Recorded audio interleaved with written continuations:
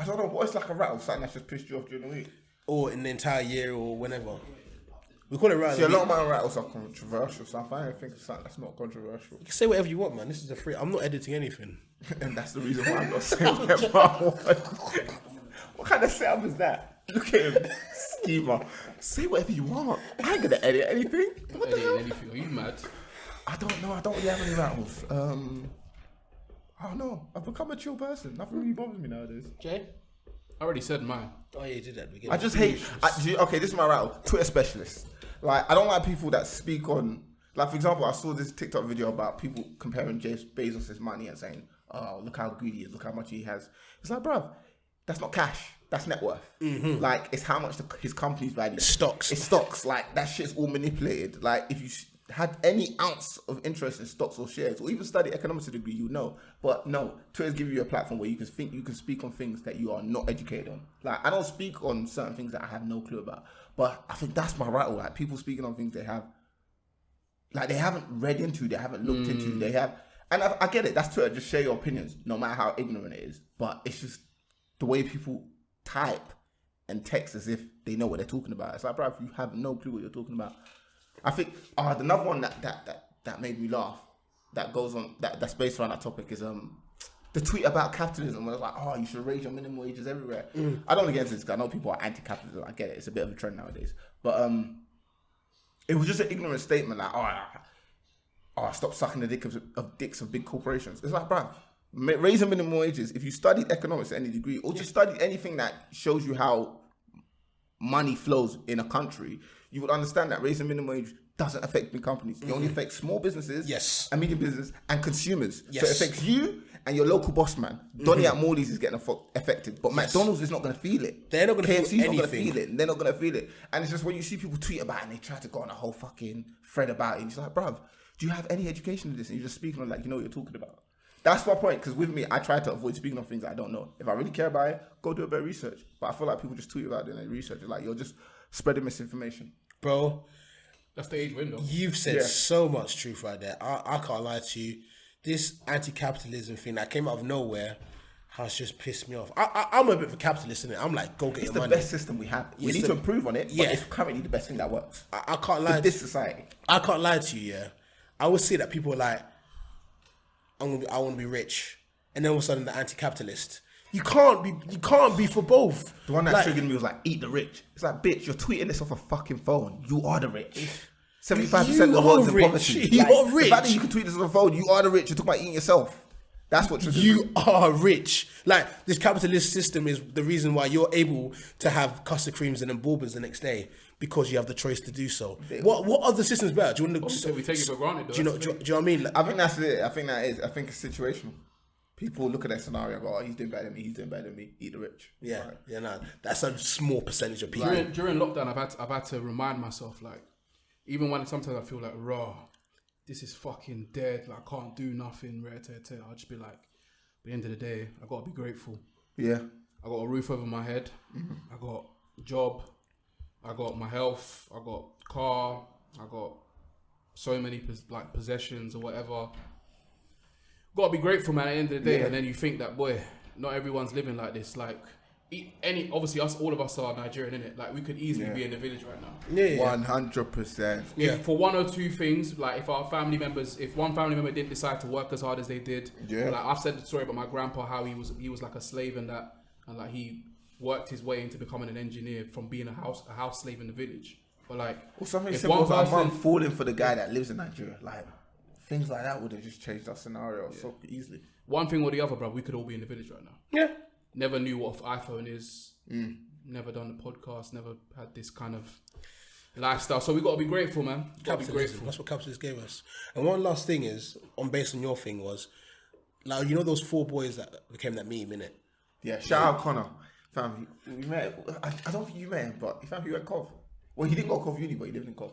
It would have made sense if you went Casbah. That place was great. I loved it. Always there. I loved Casbah. I miss you. The Rock. I don't miss it. The Rock music room. I loved that room. Fuck that. Anytime Mike was lost, you know where to find him. Rock music room. Sick. But yeah, like... You were in a rock music room in a dance? You just triggered Jay. Oh mate, let's end this thing. But there was a hip hop garage room upstairs. There was a bit of like a commercial room, and there was a rock room that was small, tiny. Most of the time empty. If you couldn't find Mike in the club, best believe he's not upstairs. He's not in the main room, but he's gonna be in the inner room, wilding out with some white girl like yeah. That was Mike's vibe, bro. I love rock music, man. It's fucking sick. But yeah, like so basically, obviously we know they weren't famous on the. Oh, he's been sent off. The gaffer's been sent off. Yeah, I think that's another match in it. So yeah, obviously they weren't famous, yeah, and like there was bare memes, and I remember bare people being like, okay, cool, the memes are happening, and they're all having a good time, yeah. And there was one girl that posted off like, all right, guys, right, this meme innit, you gotta like relax on it because it's gonna be affecting their mental health and stuff, getting memed and stuff, blah blah blah blah blah. And I'm just there like, why is everyone like? Listen, like we all know mental health is a pandemic, like it's horrible, like the people suffering from mental health, yeah. But why are we all just going to this copy and pasting for mental health, yeah, for certain situations?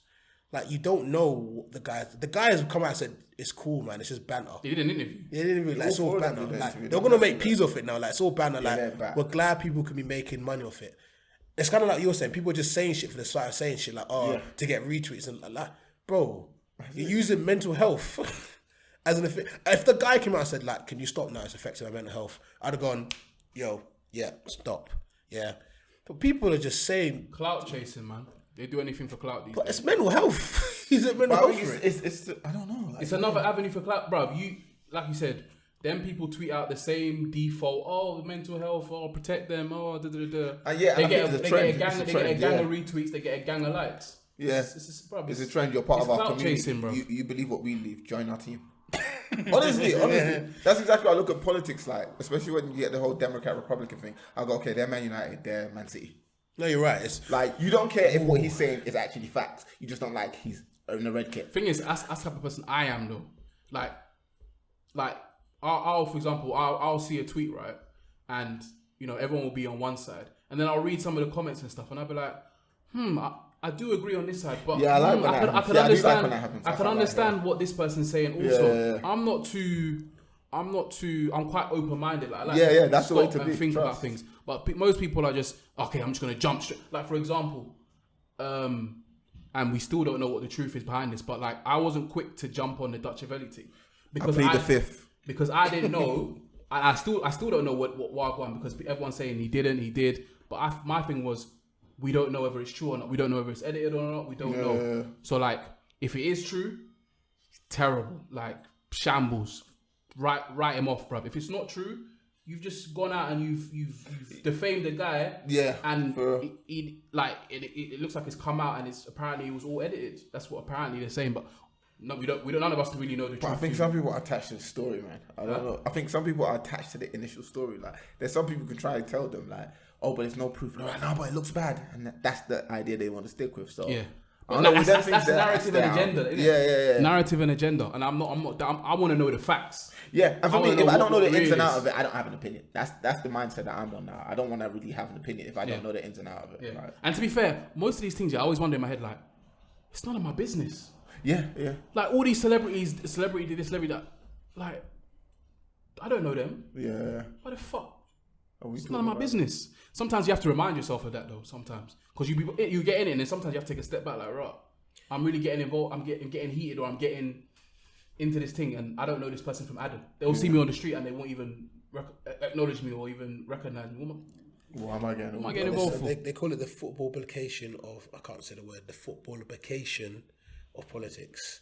That is so footballification. The footballification of politics. Footballification. It is because you support your team. Yeah. Support your team no matter what. Tribalism, that's what it's called. So all these Trump guys, no matter what happens, all these Boris Johnson guys, all these Jeremy Corbyn guys, no matter what, to the very end, they'll support their guy. It's the footballification of politics. Yeah, it's mad. Like you said, in a few years, we're going to look back, and in the history books, it's going to be Trump. What do you call it again? Trumpism. That's going to literally be in a textbook. Really, in regards to life, what it should be.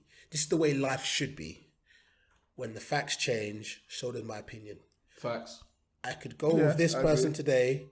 I can go with this person tomorrow based on what they tell me. And it's not just I'm sticking with A, B, C, and D. This is what's right today. This is what's wrong tomorrow.